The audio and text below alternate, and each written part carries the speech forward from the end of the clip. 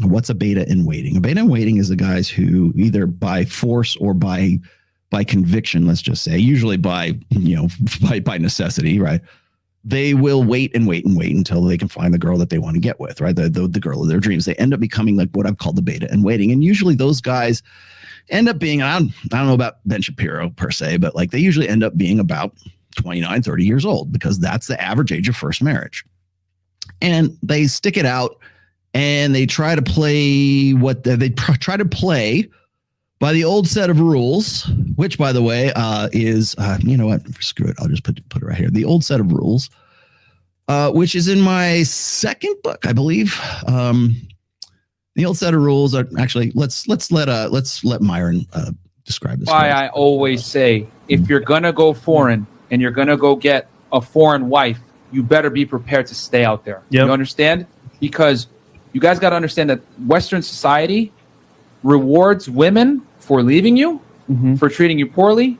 And the thing is this, I always tell you guys, don't be a gentleman. I'm going to make a full YouTube video on this. Me and Fresh are going to record some YouTube content for you guys later tonight. Yeah. And one of the things I'm going to say is why you can't afford to be a gentleman anymore in today's day and age, especially if you live in the West. And the reason why is because they're playing by a new set of rules, but they still want you to play by the old set of rules. And what that means is they want you to be a gentleman. They want you to be higher earning. They still want you to be attractive, tall, all these things, right? But they can absolve themselves of their feminine responsibilities. And when you bring a woman that's traditional from foreign countries to the West, where she's basically rewarded for not being a wife, rather just being a woman, right? And equality and all this other stuff, she's going to absolutely adopt these ideals. And all right. Yes. So there you have it. The second set of books, the second set of rules, by the way, is a chapter from my second book, which is Preventive Medicine. And I brought that up because there was a guy, his name was something Ball. I can't remember. Richard Ball, I think is what his name was. Dick and Ball. I want to say it's something Ball. His last name was Ball. Then the reason why it was notable at the time when I was writing this, it became a chapter in a book, but it was actually an essay before that. It was called The Second Set of Books. Sam, can you bring that up for me? The second set of rules or second set of books?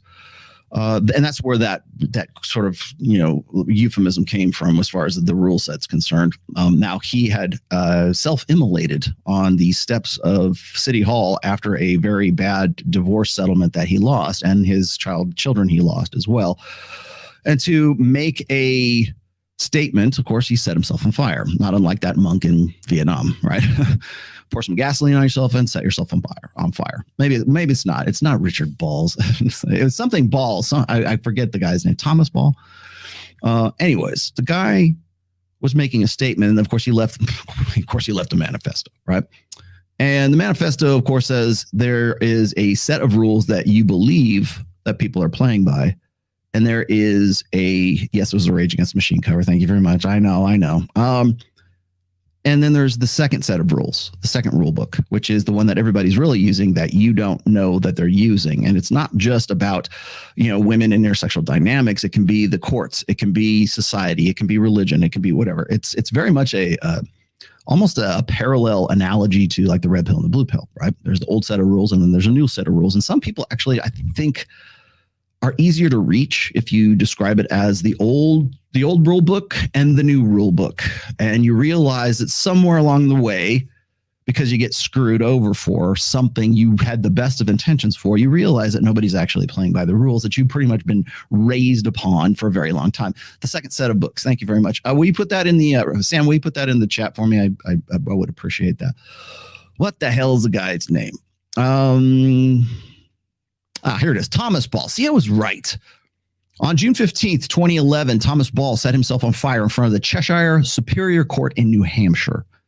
While I strongly disagree with his decision to self-immolate, I understand his sentiment.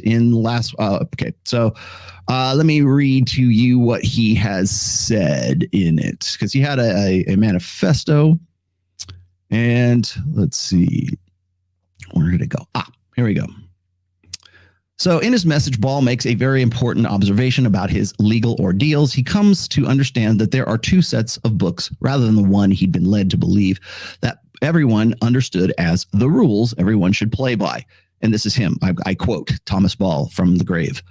The confusion you have with them is you both are using different sets of books. You are using the old first set of books, the Constitution. Of course, he's making this a legal thing. The general laws or the state or the statutes and the court rulings sometimes call common law. They are using the newer set of books. That is the law of the policy, procedures, and protocols. You once you know what set of books everyone is using, then everything they do looks logical and upright.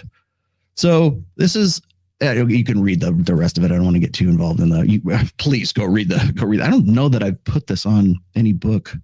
Maybe it is. I think it might be in 2. I'm pretty sure, but it's the second set of books, and it's sort of an allegory. It's like, and I know it's dangerous to use metaphors online, but it is understanding that the way you used to believe, the things that you think should be the rules that society is working by, or women are working by, or your employer is working by, or the government is working by, or anything else for that matter is working by, is not what it is. And there is a second set of books that people are actually using. In our terms, in the manosphere, in the red pill, we can call it the red pill versus the blue pill. Okay. So the blue pill is the old set of books. The red pill is the new set of books.